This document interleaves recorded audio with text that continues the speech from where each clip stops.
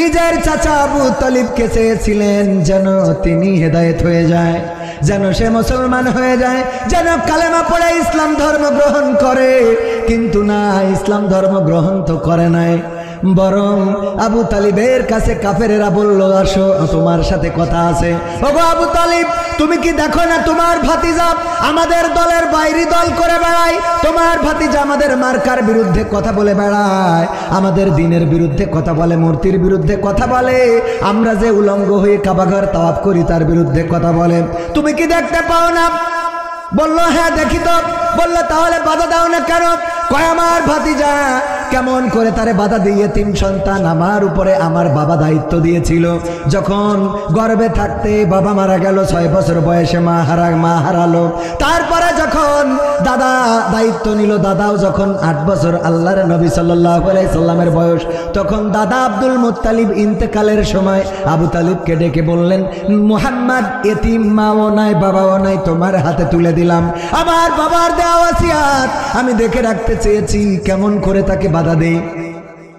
আবু জাহেল বলল, তাইলে এক কাজ করো, তুমি তোমার ভাতিজাকে 3টা প্রস্তাব নিয়ে যাও, 3টা প্রস্তাবের মধ্যে দেখো কোনটা মেনে নেয়, যদি 3টার কোনো একটা মেনে নেয় ভালো কথা, যদি তাও না মানে, যদি 3টা প্রস্তাবই মেনে নেয় তাও আমাদের কোনো আপত্তি নাই, এই 3টা প্রস্তাব তোমার ভাতিজাকে দাও, যদি সে এই প্রস্তাবগুলো না মানে তাইলে কিন্তু আমাদের সাথে খেলা ফাইনাল।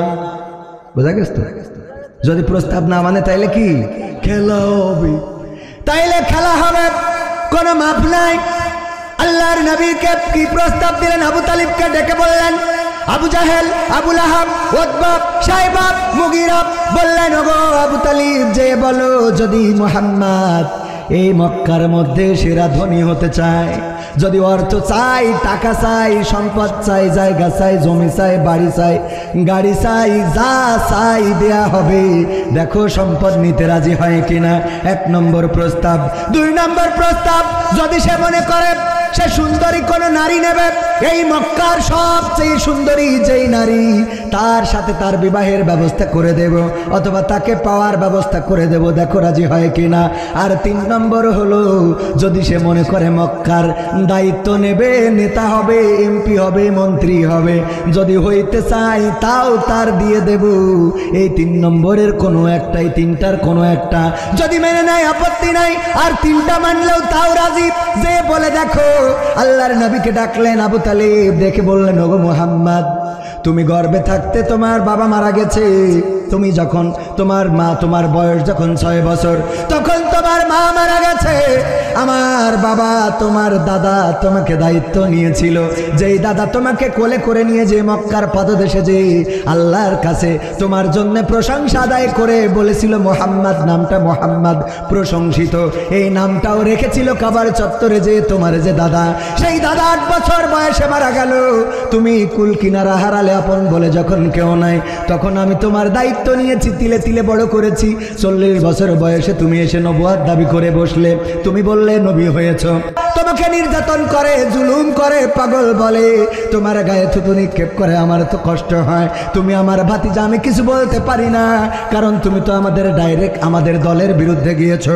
ওগো আমার ভাতিজা, আজকে কাফেরদের পক্ষ থেকে 3টা প্রস্তাব নিয়ে এসেছি, যদি কোনো একটা প্রস্তাব তুমি মেনে নাও তাইলে আমার জন্য ভালো, তোমার জন্য ভালো, আর যদি তুমি কোনো প্রস্তাব মানতে রাজি না হও তাইলে ওরা বলে দিয়েছে খেলা ফাইনাল, এই মক্কায় তোমার থাকতে দিবে না, এই মক্কায় তোমার আর জায়গা হবে না। মুহাম্মদ বললেন, ওগো চাচা বলেন কি প্রস্তাব? আবু তালিব বললেন, প্রস্তাবের মধ্যে 1 নম্বর, যদি তুমি অর্থ চাও, সম্পদ চাও, টাকা চাও, গাড়ি চাও, বাড়ি চাও, তোমার এই মক্কায় সর্বশ্রেষ্ঠ ধনী বানিয়ে দেয়া হবে। আকিজ কিসের ধনী, যমুনা গ্রুপ কিসের ধনী, তোমার এই বসুন্ধরা গ্রুপ কিসের ধনী, ওদের থেকে তোমার বড় ধনী বানিয়ে দেবে, বিল গেটসের চেয়েও তোমার বেশি টাকা থাকবে। যদি তুমি রাজি থাকো তাইলে এটাই রাজি হইতে পারো। কয় তারপরে আর 2টা কি? আর 2টা হলো, আর একটা যদি তুমি চাও এই মক্কার সবচেয়ে সুন্দরী নারী তুমি পেতে চাও, তোমার সেই সুন্দরী নারীর সাথে বিবাহের ব্যবস্থা করে দেবে। যদি তুমি রাজি নাও এতেও যদি তোমার মনে না হয়, ভালো না লাগে। 3 নম্বর হলো যদি তুমি ক্ষমতা চাও তোমাকে নেতা বানিয়ে দেবে, কিন্তু শর্ত হলো নেতা হওয়ার পরে আর কিন্তু ইসলাম প্রচারের জন্য দ্বীনের দাওয়াতের কাজ করা যাবে না। আল্লাহর নবী বললেন চাচা ওয়েলকাম, মেনে নিলাম। কথা কয় না, এই বলেছে চাচা মেনে নিলাম, কোনো আপত্তি নাই।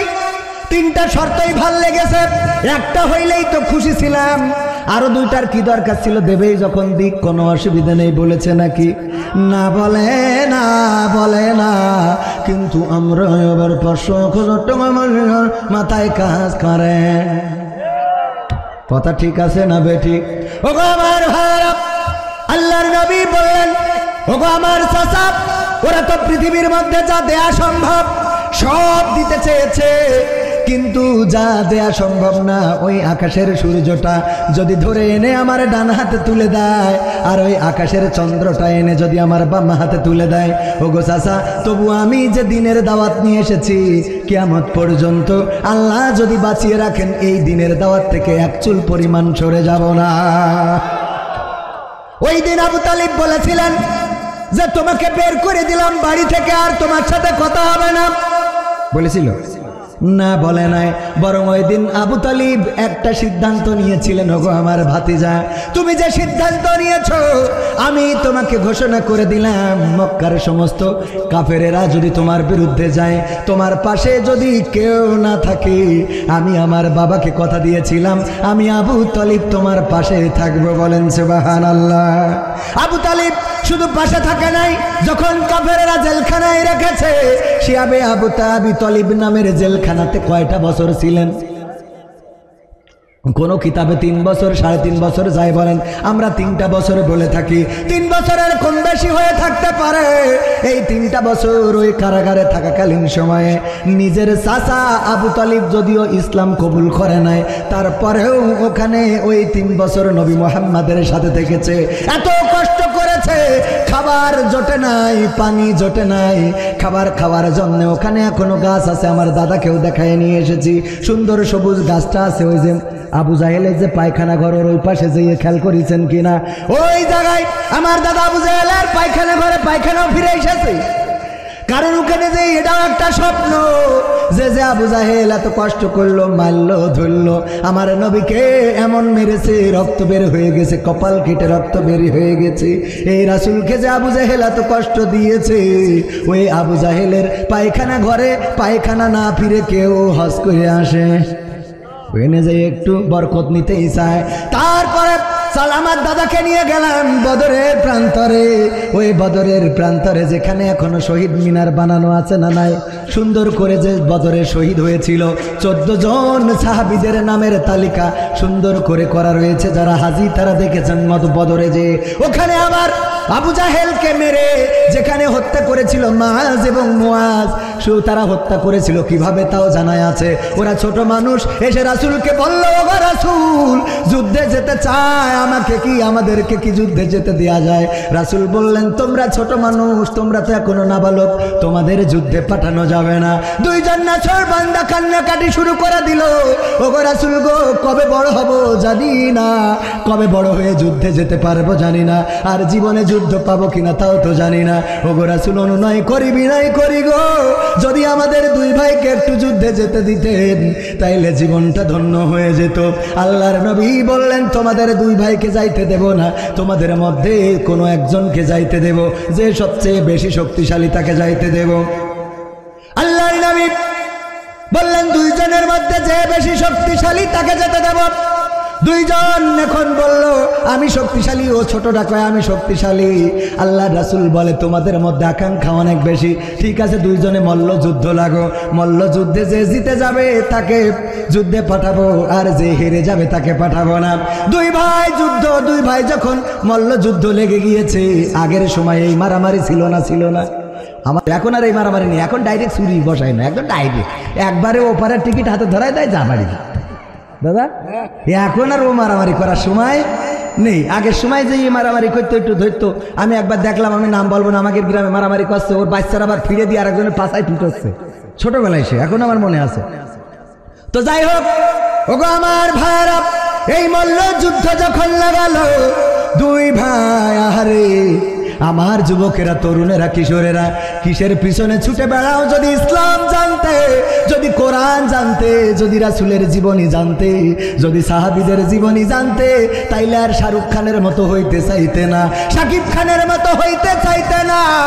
যদি তুমি ইসলাম জানতে, তাইলে তুমি ওই অন্যান্য যারা তারকা আছে তাদের মতো ওই চুলের কুত্তা কাটিং দিয়ে বেড়াতে না। তুমি নিশ্চিত চিন্তা করতে, আমি হব মাআজ রাদিয়াল্লাহু তাআলা আনহুর মতো, আমি হব মুআজ রাদিয়াল্লাহু তাআলা আনহুর মতো, আমি হব খাব্বাব খুবাইব রাদিয়াল্লাহু তাআলা আনহুর মতো, আমি হব ওমর রাদিয়াল্লাহু তাআলা আনহুর মতো। কিন্তু আজকের যুবকেরা, আজকের তরুণেরা, আমার সন্তানেরা, আমার ভাইয়েরা, আমার কলিজার টুকরারা, তারা ইসলাম জানার সুযোগ পায় না, এই জন্য মানারও সুযোগ আসে না রে। ঠিক না বেঠে? মাআজ এবং মুআজ দুই ভাই যখন মারামারি লেগে গেল, ছোট ভাই নিচে পড়বে এটাই তো স্বাভাবিক, বড় ভাই উপরে পড়ে গেল। বড় ভাই যখন উপরে, ছোট ভাই কানে কানে বলল, ভাই গো, একই মায়ের গর্ভে ছিলাম দুই ভাই, একই মায়ের দুগ্ধ পান করেছি, একই সাথে বড় হয়েছি, একই সাথে খেলেছি, বেরিয়েছি রে ভাই। ভাই তুই যুদ্ধে যাবি বদরের প্রান্তরে, আর আমি যাইতে পারবো না রে ভাই, তুই একটু সোজা হয়ে যা, আমারে নিচেই ফেলাস না রে ভাই, সোজা হয়ে থাক, দেখা যাক আল্লাহর রাসূল কি করে, তোরে পাঠায় না আমারে পাঠায়। ভাই রে তুই আমারে দাঁড়িয়ে যুদ্ধের ময়দানে যাস না রে ভাই, আমারে দাঁড়িয়ে যুদ্ধের ময়দানে যাস না।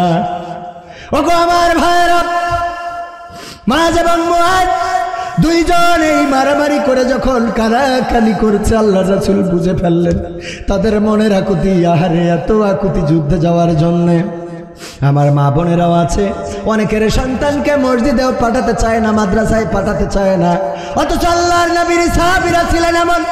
একজন মহিলা আসলেন আল্লাহর নবীর কাছে একটা শিশু বাচ্চা নিয়ে, এসে বললেন, ওগো নবী, আমি আপনার সাথে এই বাচ্চাটাকে যুদ্ধের ময়দানে দিতে চাই, যেন ইসলাম কায়েমের জন্য ভূমিকা রাখতে পারে। আল্লাহ রাসূল বললেন, এই ছোট বাচ্চা সন্তান যদি যুদ্ধের ময়দানে নিয়ে যায়, তাইলে আমাদের তো প্যারাটাই বাড়বে, আমাদের কষ্টটাই বাড়বে, কারণ সে যুদ্ধ করতে পারে না, সে তরবারি ঢাল ধরতে পারে না, বরং তার রক্ষা করার জন্য আমার আরো সৈন্য দিতে হবে। ওই মহিলার আবেগটা ছিল এত, ওগো নবী গো, জানি না আমার সন্তান কবে বড় হবে আর কবে যুদ্ধে যাবে, আমি চাই শহীদের মা হতে, আমার সন্তানকে যুদ্ধের ময়দানে নিয়ে যাবেন। আমি জানি আমার সন্তান তরবারি ধরতে পারে না, আমার সন্তান ঢাল ধরতে পারে না, কিন্তু আমার সন্তান যখন আপনার দিকে কোনো তীর যদি ছুটে আসে, ওই তীরটা ঠেকানোর জন্য যদি আপনি ঢাল হিসেবে আমার সন্তানকে ব্যবহার করেন, তবে আমি নিজেকে ধন্য মনে করব। বলেন আল্লাহু আকবার। এই ছিল সাহাবীদের চিন্তা চেতনা। এখনকার সময় ফিলিস্তিনের কথা যদি বলি, ফিলিস্তিনের মা বোনেরা সন্তানের হাতে সুতা বেঁধে দেয়, চুরি পরিয়ে দেয়, একটা চিহ্ন দিয়ে দেয়, না জানি কখন ইসরায়েলের ওরা বোমা মারে, ওই ইহুদিরা, ওই ইসরায়েলের শকুনেরা কখন বোমা ফেলে। আমার সন্তান মাঠে খেলতে গেল, এই সময় যদি বোমা পড়ে, ওখানে সন্তান কি একজনের সন্তান থাকে নাকি? মাঠে, স্কুলের মাঠ অথবা স্কুলে বোমা ফেলছে, হাসপাতালে বোমা ফেলছে, জানেন কিনা? যারা সংবাদ দেখেন তারা জানেন, প্রতিদিন 100, 200, 300 করে মানুষ মারছে। আর ওই ফিলিস্তিনের মা বোনেরা নিজেদের সন্তানদের হাতে কোনো না কোনো চিহ্ন এঁকে দেয়, কোনো না কোনো রশি কিংবা কোনো না কোনো সুতা, কোনো না কোনো গার্ডার কিংবা কোনো না কোনো একটা চুরি পরিয়ে দেয়, অথবা পায়ের সাথে লাগিয়ে দেয়, আমার সন্তান এই চিহ্নটা করে দিলাম, যদি স্কুলে বোমা ফেলে আর যদি তুমি শহীদ হয়ে যাও, বোমার আঘাতে যদি তোমার চেহারাটা না চেনা যায়, তোমার হাতের চুরি দেখে আমি আমার সন্তান হিসাবে তোমাকে চিনে নিতে পারো। আল্লাহু আকবার বলবেন না? এখনকার সময় আছে না নাই? বিশ্বাস না হইলে ফিলিস্তিনের ইতিহাসগুলো ঘেটে দেখে। ফিলিস্তিনের দুইটা ভাই, আমি যত জায়গায় বলেছি, অনেকের চোখের সামনে পড়ে থাকতে পারে, আমি তো আমার দুইটা সন্তানকে দেখি, তারা কিভাবে চলে, ঘুরে ফিরে বেড়ায়, একই সাথে দুইজন দুই ভাই। এ যখন স্কুলে থাকে ওর মন খারাপ হয়ে যায়, ও যখন স্কুলে থাকে এর মন খারাপ হয়ে যায়। এমন আপন দুই ভাই একই সাথে আহত হয়ে হাসপাতালে, দুই বেডে দুইজন ঘুমানো, দুই বেডে দুইজন। এর মধ্যে একজন ভাই মারা গেছে, আপনাদের চোখের সামনে এমন ভিডিও পড়ে থাকতে পারে।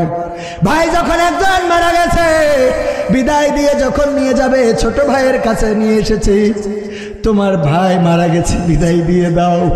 অসুস্থ শুয়ে বেডের উপর থেকে ভাইকে বলে, ভাই রে, তোর সাথে আর কোনোদিন খেলা হবে না, তোর সাথে আর কোনোদিন চলা হবে না, তোর সাথে আর কোনোদিন সাইকেলে ওঠা হবে না রে ভাই, তুই আমার জন্য আর কোনোদিন কোনো খাবার কিনে আনবি না। আজকে কাবেরেরা তোরে শহীদ করে দিল ভাই, ভাই বড় ধন, কলিজার বাঁধো, যদিও পর হয় তা নারীরও কারো। ওগো আমার ভাইরা, এমন সময় এখনো পার করছে। আল্লাহর নবী মাআজ এবং মুআজের কানাকানি যখন শুনে ফেললেন, আল্লাহর নবী বুঝতে পারলেন ওদের আবেগটা অনেক বেশি। বলল, ঠিক আছে, তোমাদের দুইজনকে আমি যুদ্ধের অনুমতি দিলাম। দুইজন যুদ্ধের ময়দানে গেল। যাওয়ার পরে ওদের টার্গেট কোনো কিছু না, ছোট মানুষ। বলল, আমাদের টার্গেট একটাই। আল্লাহর নবীকে মক্কায় সবচেয়ে বেশি কষ্ট দিয়েছে আবু জাহেল। সেই আবু জাহেল কোনটা যদি একটু দেখিয়ে দিতে ওগো মদিনাবাসীরা, ওগো নবীর সাহাবীরা, একটু বলে দাও আবু জাহেল কোনটা, আমরা তো চিনি না, আমরা তাকে আক্রমণ করতে চাই। মানুষেরা দেখিয়ে দিল ওই যে বড় ঘোড়া, ওই বড় ঘোড়ার পিঠের উপরে যে ব্যক্তিটি বসা, ওই ব্যক্তিটি হলো আবু জাহেল। ছোট দুই ভাই পরামর্শ করলো, ভাই অত বড় ঘোড়া তো আমরা আমাদের তরবারি চালাইলেও আমরা ঠেই পাবো না, আমরা উচ্চতায় সমান হতে পারবো না, সুতরাং কি করা যায়? দুই ভাই পরামর্শ করলো। ভাই ছোট ভাইকে দায়িত্ব দিল, তুমি যে ঘোড়ার পায়ের নিচে আঘাত করবা, ঘোড়ার পা কেটে দিবা, আর ঘোড়ার পা কেটে দিলে ঘোড়া যেই পড়ে যাবে অমনি আমি আক্রমণ করে বলবো। ওগো আমার ভাইয়েরা, ওগো আমার পর্দার অন্তরালের মায়েরা, শুধু তাই নয়, এই দুইজন ভাই লোকচক্ষুর আড়াল দিয়ে ঘোড়ার বিভিন্ন ঘোড়ার নিচ দিয়ে পেটের নিচ দিয়ে গুড়ি দিতে দিতে দিতে দিতে আবু জাহেলের ঘোড়ার কাছে পৌঁছে গেল এবং ছোট ভাই ঘোড়ার পা কেটে দিল। তারপরে যখন আবু জাহেল পড়ে গেল, তখন তার তরবারির আঘাত দিয়ে, ওদের তরবারির আঘাত দিয়ে আবু জাহেলকে পৃথিবী থেকে খতম করে দিল। ভাইরা আমার, এত কথা কেন বললাম? আবু তালিবের কথা বলতে যে এত কথা আসলো, যে আবু জাহেল এত কষ্ট দিয়েছে আল্লাহর রাসূলকে। আল্লাহর নবীর চাচা আবু তালিব আল্লাহর রাসূলকে ছেড়ে দেয় নাই, আল্লাহর রাসূলকে ফেলে দেয় নাই, বরং আবু তালিব বলল, গো মুহাম্মদ, এই যদি তোমার সিদ্ধান্ত হয়, আমি তোমাকে বলে দিলাম, এই মক্কার সবাই যদি তোমার বিরুদ্ধে চলে যায়, আমি আবু তালিব তোমার সাথে যতদিন জীবন আছে ততদিন আমি তোমার সাথে থাকবো। বলেন সুবহানাল্লাহ। চাচা আবু তালিব যখন ইন্তেকাল করবেন, মারা যাচ্ছেন, বিছানায় শোয়া, আর কিছুক্ষণের মধ্যে চলে যাবেন, পৃথিবী ছেড়ে বিদায় নেবেন। মুহাম্মদ সাল্লাল্লাহু আলাইহি ওয়াসাল্লাম যে বললেন, চাচা গো, সারাটা জীবন কালেমা পড়েন নাই, ইসলাম কবুল করেন নাই গো চাচা, এই মৃত্যুকালে যদি কালেমাটা পড়ে কবরে যেতেন গো, পরকালে আমি শাফায়াতের ব্যবস্থা করে দিতাম, আমি শাফায়াতকারী হয়ে যেতাম, আমি পরিচয় দিতে পারতাম, ওগো আল্লাহ, আমার উম্মত তুমি ক্ষমা করে দাও। চাচা যদি কালেমাটা পড়ো, ওই সময় আবু লাহাব, উতবা, সাহেবা, মুগিরা তারা এসে, আবু জাহেলরা এসে চারিপাশে বসে বলছে, ওগো আবু তালিব, এতদিন যেই বাপদাদার দল করে গেলে, যেই বাপদাদার ধর্ম মেনে চললে, এখন বৃদ্ধকালে কেন তুমি সেই ধর্মটা ত্যাগ করবা গো আবু তালিব? এই জন্য আবু তালিব ইসলাম কবুল করে নাই। নবী মুহাম্মদকে সান্ত্বনা দেওয়ার জন্য একটু মুখ বিড় করেছিল, মানে এমনি ঠোঁট নাড়াইছিল। কি করেছিল? আর এই ঠোঁট নাড়ানোর মধ্যে, এই আপনি কথা কাছেন কেন? কথা বলার জন্য, হ্যাঁ ভাইরা আমার, আল্লাহর নবী এই চাচাকে বললেন কালেমা পড়ো, কালেমা পড়লো না, শুধু ঠোঁট নাড়ালো। আর এই ঠোঁট নাড়ানোর জন্যে আল্লাহর রাসূলের চাচাকে জাহান্নামের সবচেয়ে অল্প শাস্তি দেওয়া হবে। সবাই জানেন না? জানেন না? শাস্তিটা কি?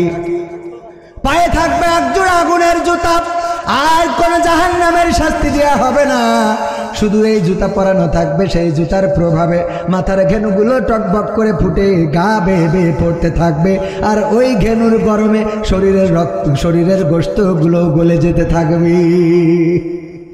রাসূলের চাচাকেও রাসূল জাহান্নাম থেকে, জাহান্নামের শাস্তি থেকে বাঁচাতে পারে নাই। কেন পারে নাই? কারণ আল্লাহ হেদায়েত করে নাই, তো হেদায়েত হবে কিভাবে? সুতরাং আমরা চাইলেই সবাইকে হেদায়েত করে এখানে আনতে পারবো, সবার হেদায়েত হবে না। সবাইকে আল্লাহ কাবায় নিয়ে যায় না, সবাই মক্কায় হজ পায় না। টাকা থাকলেই হজ হয়। আমি হজ করার জন্য বলি, যারা হজ করতে চান নিয়ত করে ফেলেন, একটা গরু যদি পালন করেন, এখন হজে যেতে 1,10,000, 20,000, 30,000 টাকা খরচ হয়, 50,000ও হয়, আবার ভিআইপি সার্ভিস নিয়ে 2 লাখের উপরেও খরচ আছে। কিন্তু নর্মালি 1,10,000, 20, 30 এর মধ্যে থাকে। 1,10,000, 20, 30 এগুলো নর্মাল প্যাকেজ, যাতে আপনি যে সুন্দরভাবে হজ করে, হজ সম্পাদন করে মক্কা মদিনা সব সফর করে ঘুরে আসতে পারবেন। আর আপনার গোয়াল ঘরে যদি একটা গরু থাকে, বলেন যদি গরুটা বিদেশি হয় অথবা সাইজ যুক্ত হয়, তাইলে একটা গরুর দাম কত হয়? 2 লাখ টাকা। আমার মুন্সি ভাই আমাদের গ্রামের সাবেক ইমাম, নবগ্রাম জামে মসজিদের ইমাম বললেন 2 লাখ টাকা হয়। আমার মুন্সি ভাই সামনের পরে বলবো না, ট্রাক্টর কিনেছে 14 লাখ টাকা দিয়ে, কিন্তু হজে জাতি এখনো পাইল না। মানে একটু ওই টাকা গুছাচ্ছে, এবার যাবে ইনশাল্লাহ। এবার না গেলে ছাড়বেন না তো, ডাইরেক্ট সাথে করে নিয়ে যাবো, হাত পা বাইন্দে নিয়ে। কারণ ইনকাম হচ্ছে খুব ভালো। আল্লাহ সবাইকে মক্কা মদিনা যাওয়ার তৌফিক দান করুন, বলেন আমিন। ওখানে যাওয়ার দরকার আছে না নাই? আজকে নিয়ত করেন, করে 30,000 টাকা 20,000 টাকা দিয়ে একটা গরু কিনে গোয়াল ঘরে রাখেন, ওইটারে হজের জন্য মনে করেন যে এটা হজের জন্য, উমরার জন্য রেখে দেন। বড় হজ তো করা অনেকের জন্য কষ্টকর হবে, 8 লাখ 10 লাখ টাকা খরচ। তো ওইটা যদি করতে নাও পারেন, অন্তত উমরা হজ করা যায় না? যায় না। আর হজ করার বয়সটা হলো যখন যৌবনকাল। দাদা যাইয়ে টের পেয়েছে, বুড়ো বয়সে ওখানে যাইয়ে ওই দৌড়াদৌড়ি করে তাপ করতে যাই, খালি মনে হয় কখন শেষ হবে, নাকি দাদা? হ্যাঁ, মনে হয় আর কত দূর, আর হেঁটে পাচ্ছি না তো, আর কত দূর। তো এই জন্য যাওয়ার বয়স হলো যৌবনকাল। আর আল্লাহর গিলাপ ধরি, কাবার গিলাপ ধরি আল্লাহর কাছে বলেছিলাম, আল্লাহ তোমার কাবায় যখন এনেছো, তুমি আমাকে প্রতিটা বছর একটু আসার সৌভাগ্য করে দিও। আল্লাহ রব্বুল আলামিন রহম করেছেন, কাবার গিলাপ ধরে দোয়া করেছি, কবুল করার মালিক কি? আল্লাহ কবুল করে না, করে না। ডাকার মতো যদি ডাকতে পারেন, আল্লাহর কাছে যদি চাওয়ার মতো চাইতে পারে, আল্লাহ রব্বুল আলামিন দিবে গো। আর যদি চাওয়ার মতো চাইতে না পারে, তাইলে আল্লাহ দিবে। আমরা কি চাওয়ার মতো চাই নাকি? যেইটা পাইতে চাই, দেখেন আমার ছেলের অথবা আপনার ছেলের, আপনাদের সন্তানের রেজাল্টটা ভালো করা লাগবে। এই কারণে সকালবেলা, শীতের সকাল ঘুম থেকে উঠাই শিগগিরই ব্যাগ গুছাই দেন, যা স্কুলে যা, স্কুলের ক্লাস শুরু হয়ে যাবে। স্কুলে আসলে এরপর আবার প্রাইভেট মাস্টার আছে না নাই? আবার সন্ধ্যাবেলায় বই নিয়ে বই পড়া শুরু করে দে রে। এত চেষ্টা করে করে রেজাল্টটা ভালো করতে চান, এই চেষ্টা করার পরে রেজাল্ট ভালো হয় না? হয় না? চেষ্টা করলে রেজাল্ট ভালো হয় না? হয় না? আর যে চেষ্টা করে নাই তার কি রেজাল্ট ভালো হয়? আপনার সন্তানকে যদি 5 পাস করানোর জন্য, ম্যাট্রিক পাস করানোর জন্য, আইএ পাস করানোর জন্য, বিএ পাস করানোর জন্য, মেডিকেলে চান্স নেওয়ানোর জন্য যদি এত কষ্ট করতে পারেন, তাইলে আপনি কেন উমরায় যাওয়ার জন্য একটু চেষ্টা করবেন না? একটু কেন পাগল হবেন না? একটু কেন দেওয়ানা হবেন না? ওগো আমার ভাইরা, শুধুমাত্র একটা গরুও যদি কিনে রাখেন, ওই গরুটা 30,000 টাকা 40,000 টাকায় কিনবেন, প্রতিদিন যাবেন, ঘাস কাটবেন, খোল কিনবেন, ভুসি খাওয়াবেন, দেখবেন 1 বছরের মধ্যে যে টাকা হবে, ওই টাকায় উমরা করে আরো 2 টাকা বেঁচে থাকবে। ঠিক না ভাই? ঠিক থাকবে না? থাকবে না? আমার দাদাও কিন্তু গরু বেঁচে গেছে, আলহামদুলিল্লাহ। তো আমি মাহফিল শুরু করি নাকি, মানে যত জায়গায় ওয়াজ করি, আমি তো মানে গ্রাম বা এলাকায় ওয়াজ করার সুযোগ হয় না, সৌভাগ্য হয় না, দূরেই ওয়াজ করি বেশি। আর এই দিনটা রেখেছিলাম আমাদের গ্রামের মাহফিলের জন্য, তা না হলে এই বছর যে চাহিদা, তাতে করে গতকালকে 4টে প্রোগ্রাম করতে হয়েছে। মানে এত চাহিদা, প্রোগ্রাম খালি হুজুর করি পারলে হয়। আমি তো আবার ওই অত বড় হুজুর না, তারপরেও এত দাওয়াত পায়, তাহলে বড় হুজুরদের কি অবস্থা এবার বুঝে দেখেন। তো এই জন্যই আমাদের বড় হুজুর পিরোজপুর থেকে আসতেছে, একেবারে কোন দূর, তাও ওখান থেকে আসতেছে, এত দূর থেকে আসতে হচ্ছে, কারণ চাহিদার তো শেষ নেই, এদিক ওদিক ওদিক ওদিক সব করতে আসছে। তো সব মিলাই সুযোগ পাইনি আজকে, যেহেতু নিজের গ্রামের মাহফিল দায়িত্ব নিয়েছি, কিছু কথা আপনাদের কষ্ট লাগলেও বলা ছাড়া উপায় নেই। হ্যাঁ, কষ্ট লাগছে কার কার একটু হাতে করে দিন। কষ্ট লাগছে, আমার নানার কষ্ট লাগবে। না না, নবগ্রাম জামে মসজিদ ও প্রবাসীদের উদ্যোগে আয়োজিত আজকের প্রথমতম নতুন করে শুরু করা হলো ঐতিহাসিক তাফসিরুল কোরআন মাহফিলের শ্রদ্ধাভাজন সভাপতি আমার বাঁ পাশে বসা আমার দাদা জনাব দাউদ হোসেন সাহেব আলহাজ, সাবেক মেম্বার এবং মুয়াজ্জিন নবগ্রাম জামে মসজিদ। এছাড়া আজকে আলোচনা করেছেন হযরত মাওলানা হারুন আর রশিদ সাহেব, যিনি আমাদের মসজিদের রানিং ইমাম। আমার পাশে বসে আছেন আমাদের মসজিদের সাবেক ইমাম জনাব ইয়াহিয়া কাইসার। আলোচনা করেছেন আমার অত্যন্ত ভালোবাসার কাছের মানুষ, পাবনায় আমি গেলেই উনি মোটামুটি আমার সাথে থাকার সর্বোচ্চ চেষ্টা করে, এবং প্রতি বছর পাবনায় সব জেলায় যত মাহফিল করি তার থেকে বেশি করা হয় পাবনায়, কিন্তু এই বছর সবচেয়ে কম হয়ে গেছে পাবনায়। এইবার আমার চাহিদা সবচেয়ে বেশি চাঁপাইনবাবগঞ্জে, ওই দিকে গেলে লোকে লুকারণ্য, মাঠে জায়গা ধরে না, এত পরিমাণ লোক চাঁপাইনবাবগঞ্জের ওইদিকে হয়। পাবনাও একেবারে খারাপ হয় না আলহামদুলিল্লাহ। তো এইভাবে সারা দেশেই তো ঘুরে বেড়ানো লাগে। তো হযরত মাওলানা আলহাজ মাওলানা গোলাম মুর্তজা নুরি সাহেব, এছাড়া আজকের মাহফিলে সহযোগিতা করেছেন আমাদের অনেক প্রিয় ভাই। তার মধ্যে আমি আমার মসজিদের শ্রদ্ধাভাজন সভাপতি আবু বকর সাহেব, উনি সহযোগিতা করেছেন আব্দুল জব্বার সাহেব, যিনি আমাদের গ্রামের বড় ভাই। সহযোগিতা করেছেন সারাফুদ্দিন সোহরাবুদ্দিন সাহেব, যিনি আমাদের বড় ভাই, আমাদের আবদার ভাই, আমাদের হায়দার ডাক্তার সহ আমার গ্রামের মিন্টু সহ এই যুবকেরা, কিশোরেরা, তরুণেরা, তারা দিন রাত পরিশ্রম করেছে, করে এই মাহফিলটা বাস্তবায়নের সর্বোচ্চ চেষ্টা করেছে। এর মধ্যে একটা ভুল আপনাদের ভেঙে দিই, উত্তর গঙ্গাধরপুর অনেকেই মনে করছে যে উনাদেরকে সাথে না নিয়ে মাহফিল কেন করা হয়েছে। আসলে আমাদের নবগ্রাম জামে মসজিদের উদ্যোগে হওয়ার কারণে আমরা উত্তর গঙ্গাধরপুরকে মনে করেছি উনারা কেন এই গ্রামের মসজিদের মাহফিল, সুতরাং ওই গ্রামের লোক আমাদের সাথে থাকবে না, এটা মনে করেছিলাম। কিন্তু পরে আমরা বুঝতে পেরেছি যে না, উত্তর গঙ্গাধরপুর তারা আমরা একই প্রাণ, একই আত্মা, একই সাথে কলিজা। ইউনিয়নের ভাগাভাগি আছে, গ্রামের ভাগাভাগি আছে, কিন্তু আমাদের মধ্যে একটা মহব্বত আছে, ভালোবাসা আছে। দুইটা গ্রাম একসাথে আমরা অনেক কিছু করতে চাই। যদিও ওই গ্রামে একটা মসজিদের জায়গায় তিনটা হয়ে গেছে, আমাদের মসজিদ একটাই আছে আলহামদুলিল্লাহ। তারপরে মসজিদ বেশি হইলেও ক্ষতি নেই, আবার লাভও নেই। বেশি হইলে ক্ষতিও নেই, লাভও নেই। ক্ষতি নেই কেন, কোন দিক থেকে?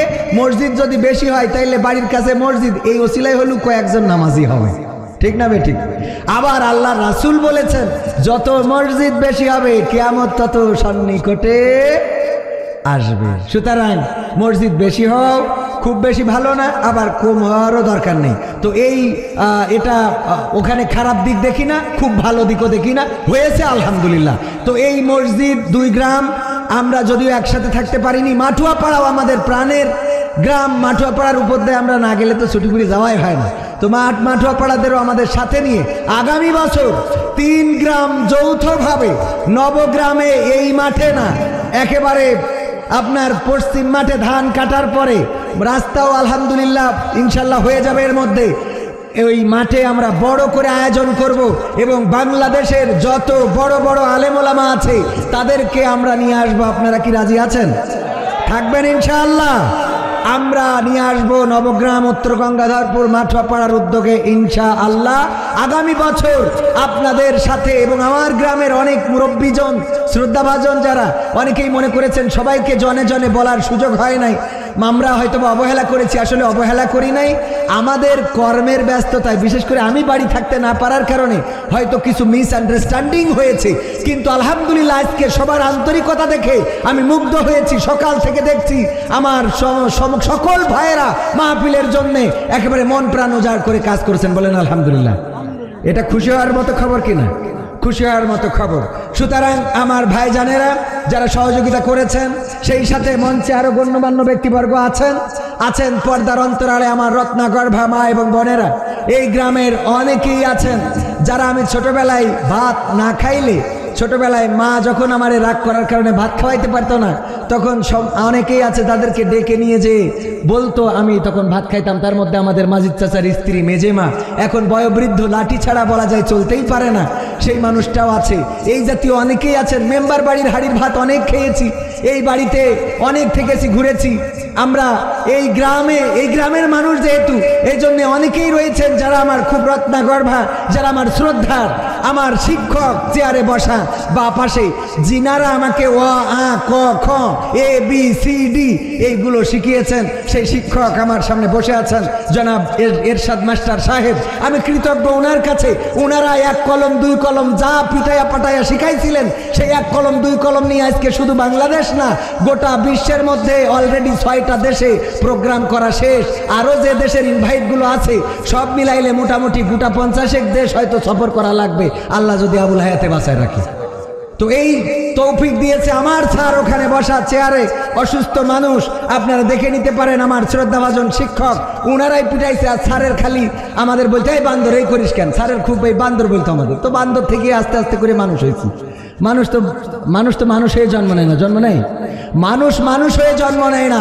একমাত্র মানুষ, শুধুমাত্র মানুষ, তাকে আবার মানুষ হতে হয়। অন্য সকল প্রাণী সেই প্রাণী হয়ে জন্ম নেয়। একটা ছাগলের বাচ্চা ছাগল হয়ে জন্ম নেয়, একটা কুকুরের বাচ্চা কুত্তা হয়ে জন্ম নেয়, একটা বাঘের বাচ্চা বাঘ হয়ে জন্ম নেয়। কিন্তু শুধুমাত্র একমাত্র মানুষ হয়ে জন্ম নেয় না, তাকে নতুন করে আবার মানুষ হতে হয়। নতুন করে আবার কি হতে হয়? মাইন্ড করতে পারেন, বুঝাই দিই। যদি আপনার বাড়িতে একটা ছাগলের বাচ্চা হয়, বলেন দেখি, এই ছাগলের বাচ্চা হওয়ার পরে ওই ছাগলটার বাচ্চাকে কি চিনানো লেগেছে? এই তোমার মাকে দেখে চিনে নাও, তোমার মার এখানে এই ঠ্যাঙের উপরে 2টা দুধ আছে, এখানে খাবা। কথা কয় না? চিনানো লেগেছে? আচ্ছা, ছাগলের বাচ্চা, তার তো চোখ থাকে, যখনই বাচ্চা হয় তখনই তো চোখ থেকে যায়, এই জন্য সে না হয় দেখতে পায়। একটা কুত্তার বাচ্চা বা বিড়ালের বাচ্চা, এদের তো চোখ ফোটে। খরগোশের বাচ্চা চোখ ফোটে না, কিছুদিন পরে তারপরে চোখ ফোটে। এই কিছুদিন কোনো আমার গ্রামে যদি ওই কোনো খেজুর রস যেখানে জ্বালায়, ওই খেজুরের চুলার মধ্যে যে এক কুত্তা, মনে করেন 4-5টা বাচ্চা প্রসব করেছে, এইবার ওই বাড়িওয়ালা যে বলতেছে, বাচ্চারাই কেনাই তোকে মা এসেই নে দুধ খা, বলেছে কোনোদিন? তো এখনো চোখ ফোটে নাই। ওই কুত্তার বাচ্চা নিজের মায়ের দুগ্ধ কনে, নিজের মায়ের বিষ্ঠা কনে, নিজের মায়ের পায়খানাটা কোনোদিন নিজের মায়ের পায়খানা খায় নাই, কোনোদিন নিজের মায়ের পায়খানা মুখেও তোলে নাই। ওই কুত্তার বাচ্চার চোখ না থাকলেও মায়ের দুগ্ধ কনে দেখার ব্যবস্থা হয়ে গেছে। তার মানে এই কুত্তা অটোমেটিক কুকুর হয়ে জন্ম নিয়েছে না নাই? তার জন্য যেই খাবারগুলো নির্দিষ্ট করা, সেই খাবার খায়, এর বাইরে কোনো খাবার খায় না। যেমন ধরেন শিয়ালের কথা যদি বলি, শিয়াল জন্মগতভাবেই মানুষের আড়ালে থাকে, কারণ ওদের আল্লাহ জন্মগতভাবে মুরগি চূড়া বানাইছে, এই জন্য ওরা গ্রামে ঢুকতে পারে। কথা কয় না? গ্রামে ঢোকে কোন শিয়াল জন্মগতভাবে জন্ম নিয়ে মার কাছে তো জিজ্ঞেস করতে হইতো যে, মা আমাকে সারাদিন এই বাগানের মধ্যে থাকতে হয় কেন, আর রাত্রি ছাড়া আমরা বেরোতে পারি না কেন? এই কথা ওরা, আমি তো কোনো অপরাধ করিনি, আমি তো বাচ্চা শিশু, আমি তো নিষ্পাপ, তো আমি বেরোলেও কি মারবে? আসলে শিয়ালের বাচ্চা বেরোলেও কি আপনারা ছেড়ে দেবেন? তার মানে ওরা মুরগি চোর বানায় আল্লাহ পাঠাইছে, ও মুরগি চুরি করে খাবে।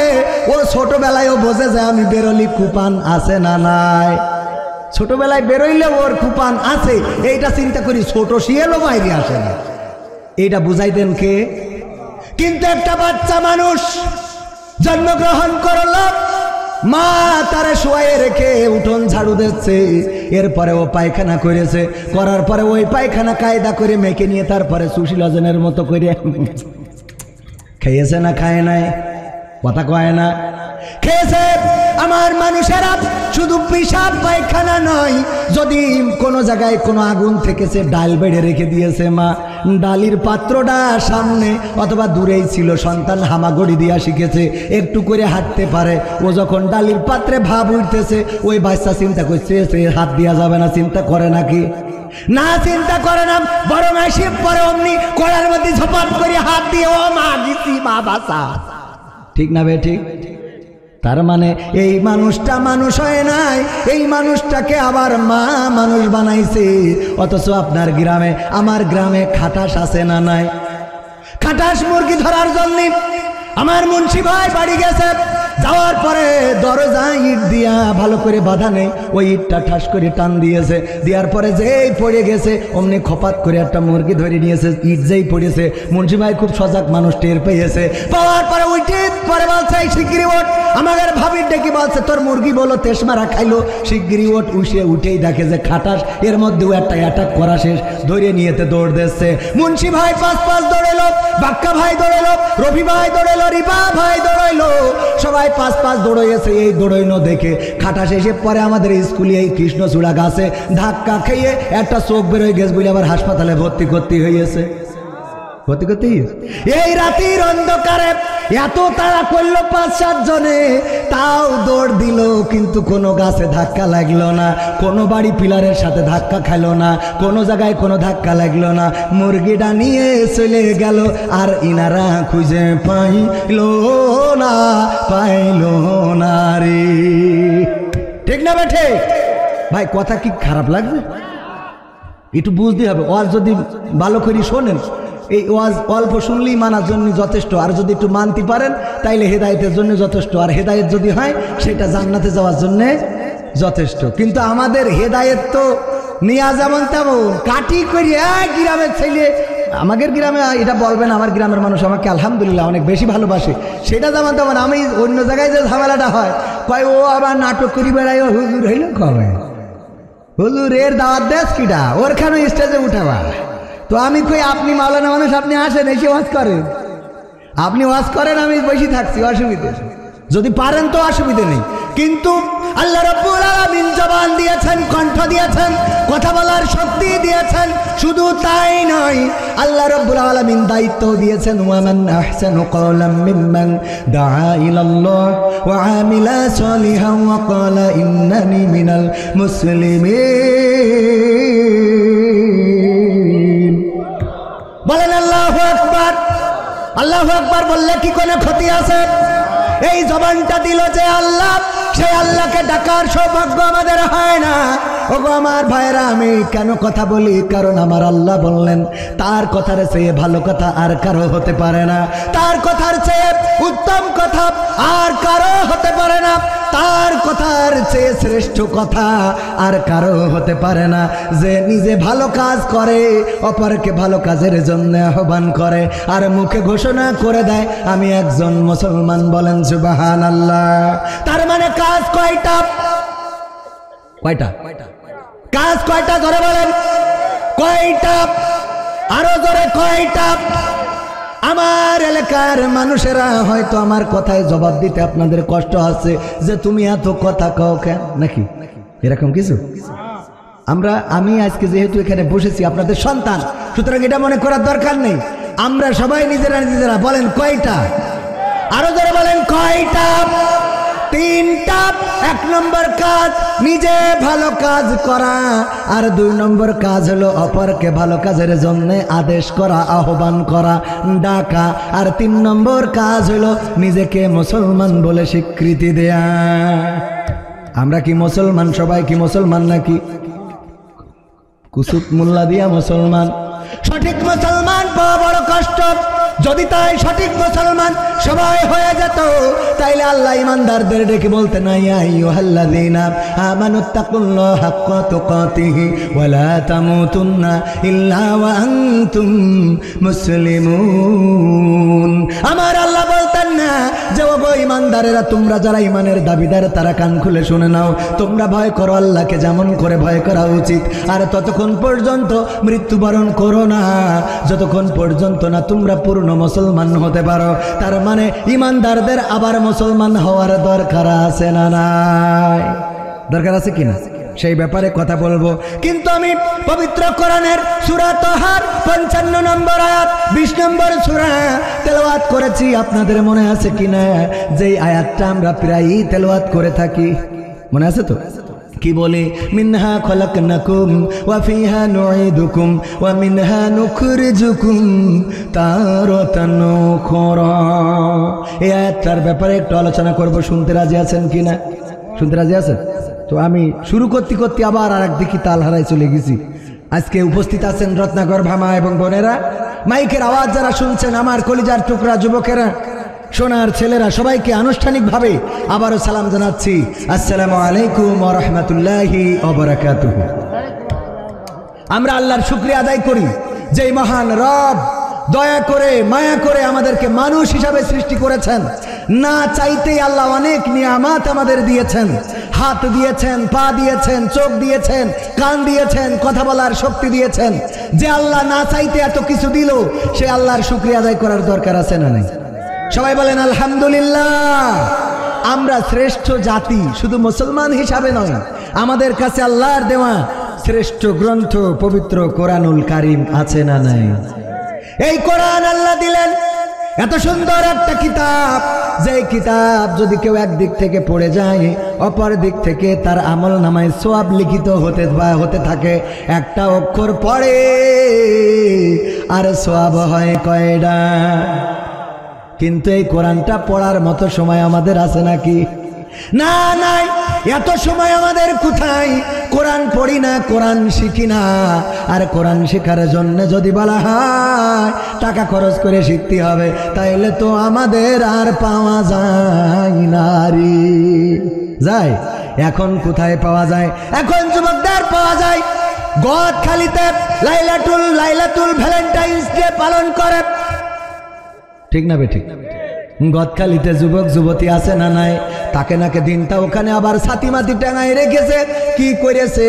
আরে যুবকেরা যে ওখানে যুবক যুবতী ডান্স দিয়া শুরু করে, আর মোবাইলে চারি দেখে ভিডিও করে, আর মনে করে আমি মনে হয় কত সেরা, আমারে দেখলো কত খুশি।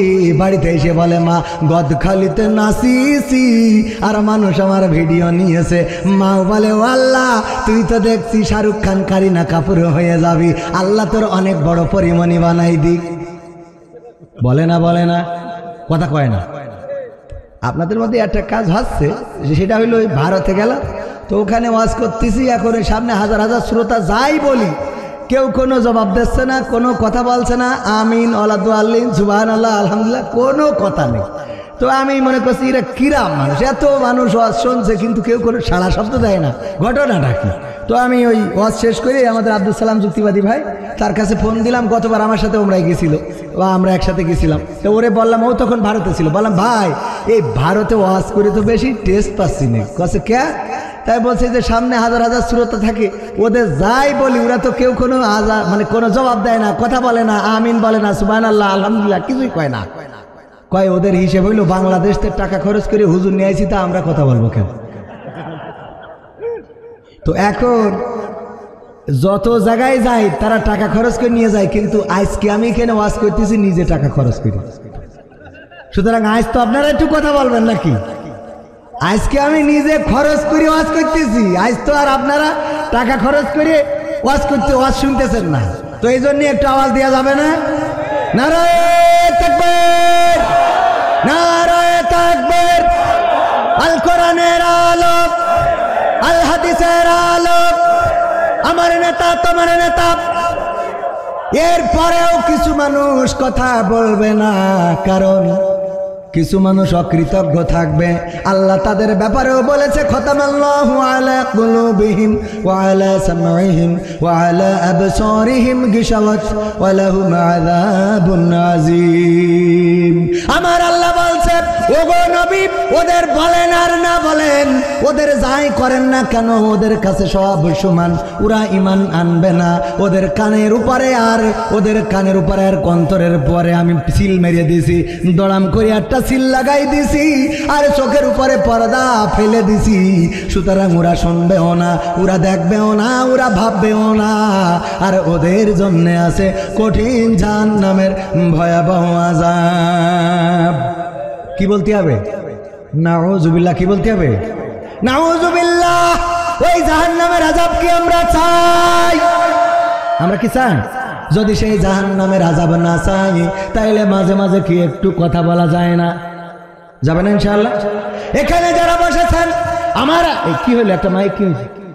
আমার আল্লাহ বলছেন ওয়াইযা কুরিয়াল কুরআনু ফাসতামিউ লাহু ওয়া আনসিতু লাআল্লাকুম তুরহামুন।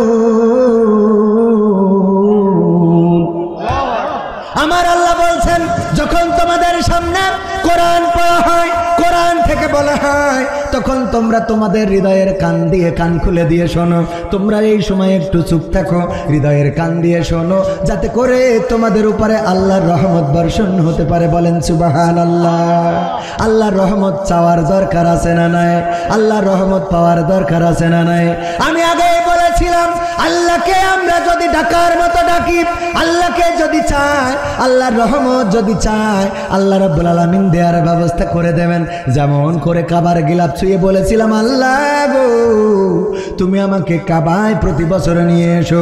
আল্লাহ এমন রাস্তা করে দিয়েছে এখন প্রতি বছর কাবায় যাব, কিন্তু টাকা খরচ হবে না রে। হ্যাঁ কখন হুজুর এই পথ আমাকে দেখাই দেন দিন, আমাকে গরু পুষ্টি কন কেন? এত সহজ হলে আমাকে গরু পুষ্টি কন কেন? আপনারা গরু পুষবেন, কারণ সবার এই সুযোগ আল্লাহ দেয়, তবে দেবে যদি আপনি চান, যদি আকাঙ্ক্ষা থাকে, যদি চাওয়া থাকে, পাওয়া করে দিবেন কি? এই জন্য অভিভাবক হিসেবে আমরা চাইবো কাকে? আল্লাহকে চাইবো। এই আল্লাহ যে বললেন, তাও আপনাদের কষ্ট হয়েছে, একটু জোরে বলেন তো, অভিভাবক হিসেবে কাকে চাই? আল্লাহ যদি কারো অভিভাবক হয়ে যায় লাভটা কি বলবো? লাভটা বলবো। লাভটা হলো একবার এক গরু আমার দাদা মাঠে রেখে এসেছে। দাদা গরু পালন করে, মাঠে রেখে এসেছে। হঠাৎ জামালপুরের এক বাগান থেকে বাঘ একটা বের হয়ে গরুর তাড়া করেছে। গরু দৌড়াতে দৌড়াতে দৌড়াতে নামকুড়োর মধ্যে যেয়ে নরম জায়গা কাদা, ওখানে যেয়ে ঝাঁপ দিয়েছে। মাশাআল্লাহ মাশাআল্লাহ, নারায়ে তাকবীর, নারায়ে তাকবীর। আল কোরআনের আলো, আল হাদিসের আলো। ওগো আমার ভাইরা, এত আনন্দ মনে গো, নামটা বলবো না রে, বলা লাগবে, খুশি লাগবে আমার। এই আনন্দ কনে থবো? মা বোনেরাও কাছে আমাকে জন্য তো একটু ওয়াজ শুনাইলে না? মা বোনদেরও একটু ওয়াজ করার দরকার আছে না সবাই? মা বোনেরা এসেছে, পর্দার অন্তরালে মা বোনদেরকে থাকতে হবে। আমার মা বোনদের ব্যাপারে আল্লাহর নবী বললেন, মেরাজ থেকে এসে বললেন, ওগো নারীরা তোমরা বেশি বেশি করে সাদাকা করো, দান করো, দান করো, দান করো, কারণ আমি দেখেছি অধিকাংশ নারীরাই জাহান্নামী। আল্লাহর নবীকে বলা হলো কেন অধিকাংশ নারীরা জাহান্নামী? আল্লাহর নবী বললেন দুইটা কারণে। কারণ কয়টা? এবার একটু আওয়াজ দেন, কারণ কয়টা? দুইটা। আমাদের প্রিয় মেহমান আমাদের রাস্তায় চলে এসেছেন, আর বেশি সময় লাগবে না। এখন যারা আশেপাশে আছেন এসে খালি জায়গাগুলো দখল করে বসেন, তা না হলে পরে কিন্তু নেটওয়ার্ক পাওয়া যাবে না রে। ঠিক না বেঠে? ওগো আমার ভাই, মা বোনদের ব্যাপারে আল্লাহর নবী বললেন দুইটা কারণে তারা বেশি জাহান্নামী। কারণ কয়টা? জোরে বলেন, কারণ কয়টা? মা বোনদের এটা বলার দরকার আছে না নাই? মা বোনদের জানিয়ে দিই কারণ কয়টা, একটু হাত উঁচু করে বলেন। সবাই হাত উঁচু করেন, হাত উঁচু করেন। কারণ কয়টা? হাত উঁচু করেন, হাত উঁচু করেন, করেন একটু মাহফিল শুনবেন। এটা এবার হাত নামান, হয়তো রাগ করতে পারেন। এটা হলো একটা ক্লাস, এখানে আসবেন নিয়ত করে আসবেন যে আমি কিছু শিখতে যাচ্ছি। আর আমরা যখন কথা বলি সব সার্কেল ঠিক রেখে কথা বলা লাগে। এখানে মা বোনেরা আছে, আমার মা আছে, আমার ভাই আছে, আমার ভাই বউ আছে, আমার বউ আছে। আমার বউ বাড়ি তালামে ঠিক ওয়াজ শুনতে চলে গেছে, আমি বাড়ি দিয়ে দরজার সামনে দাঁড়িয়ে রয়েছি, কিছু করার নেই। বলছে ওয়াজ করি বেড়াম। আমি বললাম আমি তোমার ঘরের বক্তা, আমাদের ওয়াজ শুনি না, তোমার বাড়ি শুনে লাভ আছে? বাড়ি আমার ওয়াজ চলে, আমার ওয়াজ চলবে, বাড়ি চলবে না। যাই হোক, কয়টা কারণে বেশি? দুইটা কারণে। এক নম্বর কারণ হলো আল্লাহর নবী বললেন, ওগো আমার সাহাবীরা শুনে নাও, নারীরা জাহান্নামে যায় দুইটা বেশি কারণে। তার মধ্যে এক নম্বর কারণ হলো ওরা স্বামীদের প্রতি অকৃতজ্ঞ থাকে। স্বামীদের প্রতি কি থাকে? এক নম্বর কারণ হলো স্বামীদের প্রতি অকৃতজ্ঞ থাকে। কেমন অকৃতজ্ঞ? অনেক নারী আছে স্বামী যেটা করে পছন্দ হয় না, কিন্তু স্বামীর বন্ধু যেটা করে ওইটা খুব ভাল লাগে। আছে না নাই? স্বামীর মোটর সাইকেলটা পছন্দ হয় না, স্বামীর গাড়িটা পছন্দ হয় না, স্বামীর করা বাড়িটা পছন্দ হয় না, স্বামীর করা রংটা পছন্দ হয় না, স্বামীর কেনা টেলিভিশনটা পছন্দ হয় না, কিন্তু ওই স্বামীর বন্ধু কোনো কিছু যদি কেনে ওইটা খুব ভাল লাগে, স্বামীর বন্ধু যে থ্রি পিস কেনে সেইটা ভাল লাগে, স্বামীর বন্ধু বোর জন্য যে শাড়ি কেনে সেইটা ভাল লাগে, আর বলে তোমার আল্লাহ চোখ না দুটো মার্বেল দিয়েছে, তোমার কোনো কিছু পছন্দ হয় না। এরা আছে না নাই? এত